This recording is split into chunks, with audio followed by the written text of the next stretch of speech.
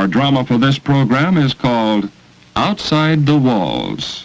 Our guest is Dr. Ewart Watts, minister, First Methodist Church, Topeka, Kansas. Later, Mr. Merle Emery and Dr. Ross Snyder will be asking Dr. Watts questions raised by our play.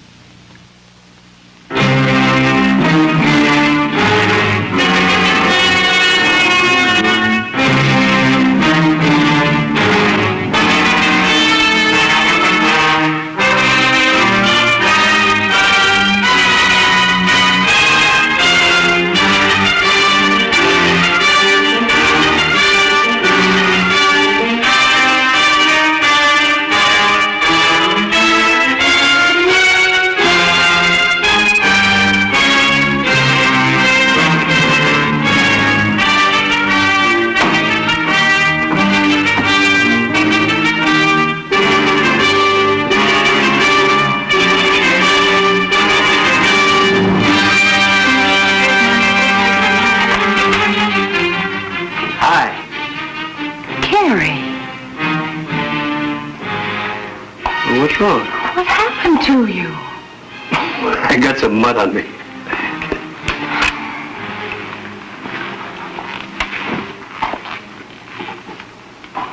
What's wrong, Phyllis? You'll have to change. It's late, Carrie. You better hurry. Phyllis, you're not catching it too, are you? Catching what? You know what. All right, Carrie. I was scared when I saw you. You should see yourself. Well, if you had to listen to my mother and a few other helpful friends who've been calling here all afternoon. Oh, don't let them get you, Phil. Our temporary neighbors are poor. They live in a muddy bog. And that's all. I know, but when you're told that they're a dangerous element and dirty riffraff over and over again... I wish your mother and others who are complaining how dirty they are could see what they've got to put up with. Their camp was a regular mud hole this morning after the rain. I was over there helping them dig a ditch to drain off the water. Carrie, the Burton house was robbed, and 2 of the migrant workers were caught with the stolen goods. I know. The sheriff was taking them away when I got to the camp. Phil, if our church was on the ball, moved a little faster, maybe things like this wouldn't happen. I know, I thought of that too. But maybe this is the spark our church needed to get the project rolling.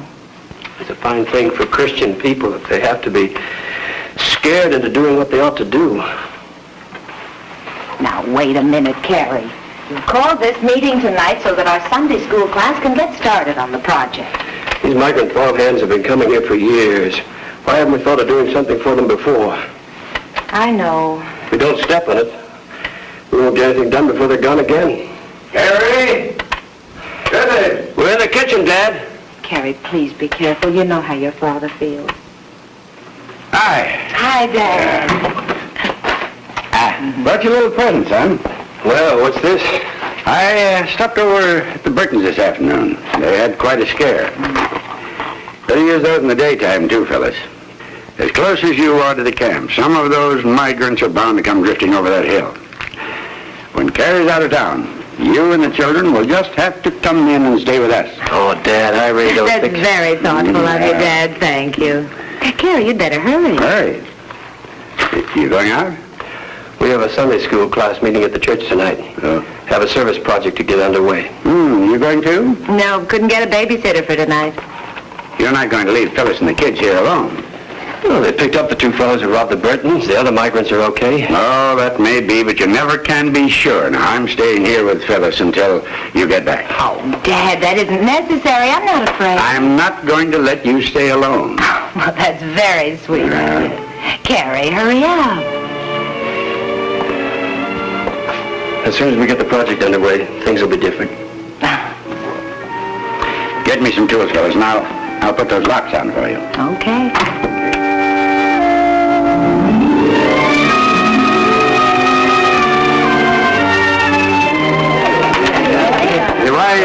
Why don't we go on and take the children with us? Yes, let's do that, and I'll get things started. Good. Well, I thought Carrie'd be here before this. Morning, Miss Henderson. Ed, Phyllis. Hi, Mr. Jordan. Hi. was a wonderful sermon this morning, Mr. Jordan. Oh, thank you. Yes, I suppose so. I hope it didn't give the young people any wrong ideas. It was just great. Well, I hope we'll all do some serious thinking about those questions. Yes. Yes, of course. Well, come on, Lynn, Lisa. Let's go. You're going to have your hands full, Dad. Yeah, well, you hurry on and we'll eat dinner without you. Poor Dad. His idea of a proper church activity is giving a basket full of canned goods or a box of clothing to the poor. Doesn't approve at all of our class's project. You know, a sermon like that one this morning is only encouraging us. You better watch it. Well, there are a lot of people who feel as your father-in-law does, Phyllis, and I have a great deal of respect for them. I suppose there is a need for institutions that will reassure and comfort, Well, that's not being fair to their point of view. isn't it? No, they believe that the church should develop Christian individuals who in turn will influence society. Well, that's fine, but a person can't do anything by himself. You have to be a part of a group that's thinking and acting together. And I think the church should be that group, and they should tackle social problems and issues without fear. But this group, when it thinks together, searchingly and honestly, many times comes up with different ideas about what is right. Our problems today are so complex, it's difficult to know all the facts, to be well informed and to know the right method. Well, I know it isn't easy. I wish Carrie would get here. Well, where is he? Talking with Mr. Roscoe about our project. Mr. Roscoe about the bank? Yes. Carrie told me, of course, but I understood that the committee needed more time in order to outline the project. Well, we have to get started, Mr. Jordan, or the migrants will have moved on. Well, would you tell Carrie I'd like to see him first chance we get? All right. Well, how about it, Mr. Roscoe? No, Carrie, I couldn't sign this. And I would protest very vigorously if the church made any official appeal to the bank. And so would a lot of other members. Well, I guess that's that. John Harper said we'd encounter this kind of resistance. He said too many of our church members owe money at the bank for us to do anything that might antagonize it. Oh, Carrie, now wait a minute. John Harper is a farmer, isn't he? Well, he and his dad have a couple of farms south of the town. Well, has your class considered appealing to the farmers to raise the migrant workers' pay? To be sure, the farmers have had a rough time the last few years. But, my boy, there is no finer way to help a person than to help him help himself. Well, I can't deny that. Actually, Carrie, these people are trespassing. They pay no rent to the bank, and I question whether Mr. Ellsworth has the authority or the right to use bank funds to improve this property. But that's incidental. The implied threat in this letter, which I have no idea how you would plan to carry out, is certainly beneath my concept of the way in which a church improves society. I don't know what your concept is, Mr. Roscoe, but I'm beginning to wonder if the church itself ever improves society or if it just talks. I'm afraid I'll have to admit I'm glad your class dropped their plans. The church has no business messing around in controversial matters, and this whole affair was getting much too controversial. Yeah. Now, what our class did was much more constructive. We raised money for the families of those two migrants who robbed the Burtons. You did? Yeah. Dad, our class hasn't really given up the project. Carrie's just dropped out of it, that's all. Oh? Well, then I don't think you'll get very far. He's the one that was pushing it. In time, the rest will discover that the church is not a public works agency. I find that my church is a great lump of half-baked dough that hasn't any rise left in it anymore. What? We church members do a lot of talking about transforming our society. But what do we do about it? Now, Carrie, I've talked to a number of men that you've approached. Mr. Roscoe said... I know what he said. Mr. Ellsworth can't do anything about it because he's just one man. He represents a corporation, a bank. And John Harper can't do anything about it because he's just one farmer. And he doesn't want to upset the status quo for the rest of the farmers. Everyone agrees that it's a deplorable situation, but no one will admit that they can do anything about it. Now, Carrie... And our church is no better. Only we have a different out. We're a place of inspiration, and we can't stir up controversy. I never thought I'd hear my son talk like this about the church. I'm sorry if I've spoken too bluntly, Dad. But a little bit of honesty is in order every now and then, even on the subject of the church. Carrie. Goodbye, Phyllis. Dad, please don't go.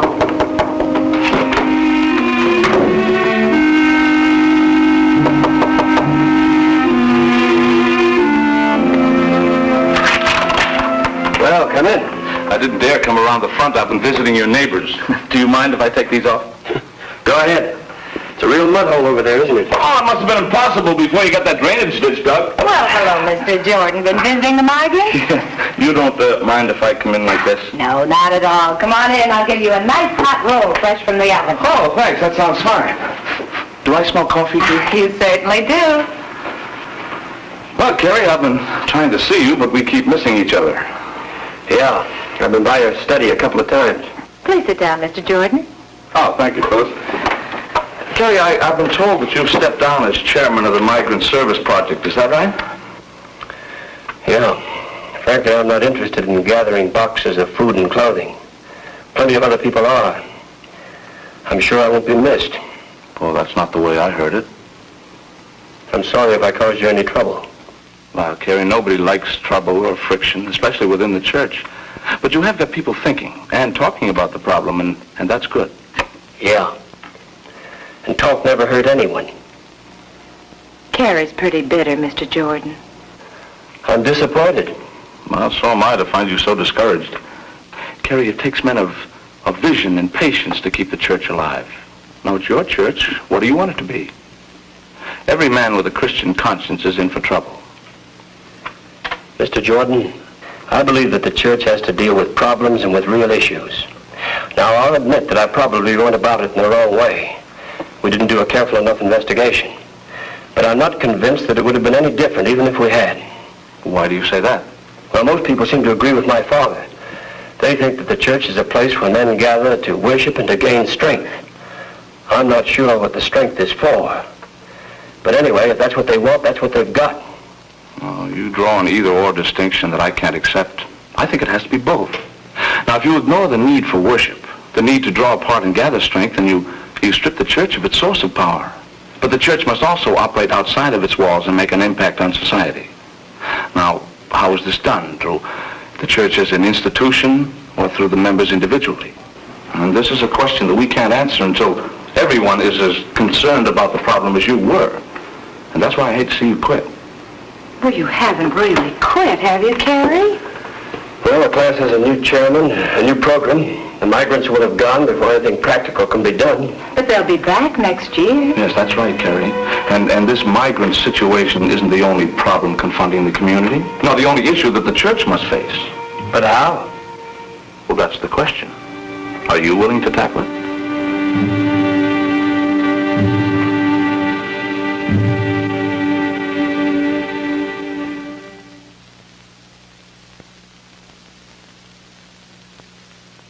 Dr. Watts, I'm very interested in the statement by the minister that every man with a Christian conscience is in for trouble. Just what does he mean? Well, it seems to me he means what Jesus meant when he said, I've come not to bring peace, but a sword. I believe it was Alfred Whitehead who said that the mission of the church is to spread the infection of an uneasy conscience. Well, you have this uneasy conscience in Carrie in the very middle of this, and it causes him a great lot of trouble, and he finally almost decides there's no place for him in the church. Mm-hmm. Which to me is good. This is a leaven at work within that church. But I'm thinking of his agony about it, and I'm thinking of a young woman who wrote to a seminary student and said, I don't think I should marry you because I have such social convictions, I'd cause you trouble in any local community. Well, once again, we come back to Jesus' statement that he's come to call us to get into trouble, so to Do you speak. think the pastor here was able to convince Carrie that maybe he should stick in the church and fight it out? I hope he was. You hope This, so. I think, is where the minister must come in, because if he stirs people's consciences and then doesn't help them to find a place within the church, he's done them more harm than good. I think this is what you're getting at here. Well, if Carrie is typical of individuals and groups that are critical of the church, are they good or are they bad? Well, to me, the best critics of the church are those within the church, and this is what Carrie is. And the church must continue to be critical of itself. as Protestant Christians, we believe in a continuing reformation. As individual Christians, we feel that day by day we are, in a sense, under God's judgment, and in the same way the church is too. So that all of us in the church have to be saying almost constantly, I'm here to be transformed and not just to be comforted. Definitely. Oh, yes. But, of course, the comfort element must be there. People face sorrow and pain and difficulty of all sorts, frustration, resentment. The church must be at hand to assure them that there is a God who cares, a God who loves. It's not either or, it's both and. But I think sometimes I really am kind of like Carrie's father, who, as I see him, was defensive. He wanted to protect what he already had. He didn't want to be changed. Yes, Carrie's father reminds me a little bit of the story of the young man who was always tinkering with his antique automobile. And one day his friend said, well, why don't you get that thing out on the road and see where it'll go? Oh, he said, I don't want to go anywhere. I just want to hear it tick, run smoothly. And I think this was very much the attitude of Carrie's father. He didn't much want the church to go anywhere. He just wanted to be sure everything was running smoothly. Do you find it possible to get these two kinds of people together in the church and talk things through? The ones who, at the moment, don't want anything to change, and the moment others who really are terribly alive about something?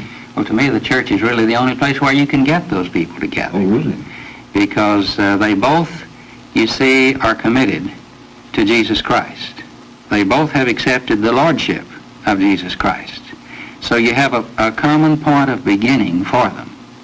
And from that, it seems to me that this is the influence that can keep them together. And this is your experience and not just a nice thing to say it could be. Yes, I think I'd say it is. We have differences of opinion in the church about what the church ought to do, and yet we have been bound together through worship, through this worship experience. And this is the thing that makes the difference. Farther back in the history of the church, it seems to me the church was far more concerned with its activity outside its own walls than it is now. Now, perhaps at times this was not good, but where along the line did we change and why? Well, you're implying that we have changed. Yes. I'm not sure I would agree with that. Good. Because I feel that the church is concerned. As my experience has indicated from church leaders and church people, I think there are many of them who are concerned. Now, there's some who are not. But there has been always in the Christian church this double-barreled conflict. I think there was in Paul's day. There were those who wanted to keep the church, a little sect of Judaism, all to itself. And here was Paul saying, no, you're in a world that needs Christ and needs what he has to offer. And he, in a sense, broke outside the walls and insisted on carrying this gospel to others because he felt that it was meaningful. If I understand you, you're saying the church is not really a rest home, but it is an expedition. Now, where do you take off from there? Well, this, to me, is the message of the whole Bible. Is it right? As I see it, the Bible is the story of a people under marching orders. They're God's expeditionary force. You can think back from Abraham, who went out not knowing where he was going, Moses, right on down through the prophets, and Jesus himself. You know, do you really see any stirring in the church today where this is really happening? I certainly do. I'd like to hear about it. In the church as a whole, to begin with, for instance, recently, the churches of this country and Canada got together in the North American Conference on Family Life to be confronted by some of the disturbing facts of family life and sex relations in this country. 12 outstanding social scientists were there to give us the facts and say to us, now, this is the kind of world in which you're living. What are you going to do about it? And I found a real concern on the part of church leaders there, even as at the recent convocation on social concerns of the Methodist Church in Washington, D.C., they sat down with political leaders and social scientists to discuss the issues there. Yes, I think the church is concerned. And locally, I find that through the Commission on Social Concerns of our Methodist Church, as one example, people are being stirred and are being made aware. This is to say that the church people are knowing what's going on, Yes. but I thought a church was a place where God grabbed a hold of people and shattered their lives and called them out of their complacency, and they left with such a tremendous sense of this that they couldn't help but do things. Yes. This isn't quite the same as just learning what's happening in our world. No, it isn't. But the people with the compulsion to do something must be doing it wisely.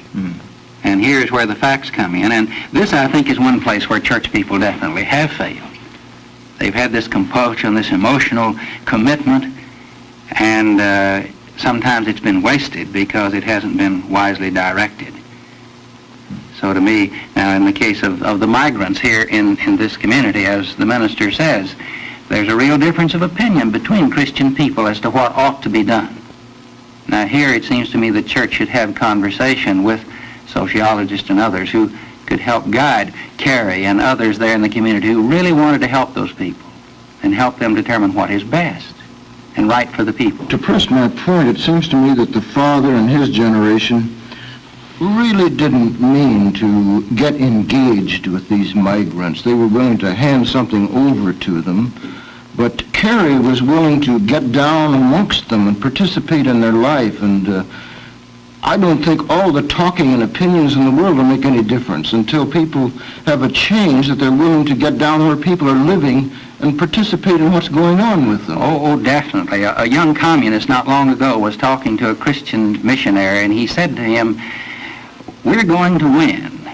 Your message really is more transforming and revolutionary than ours, but we're going to win because we're willing to sacrifice and die if necessary for what we believe, but you're not even willing to get your hands dirty." Yeah.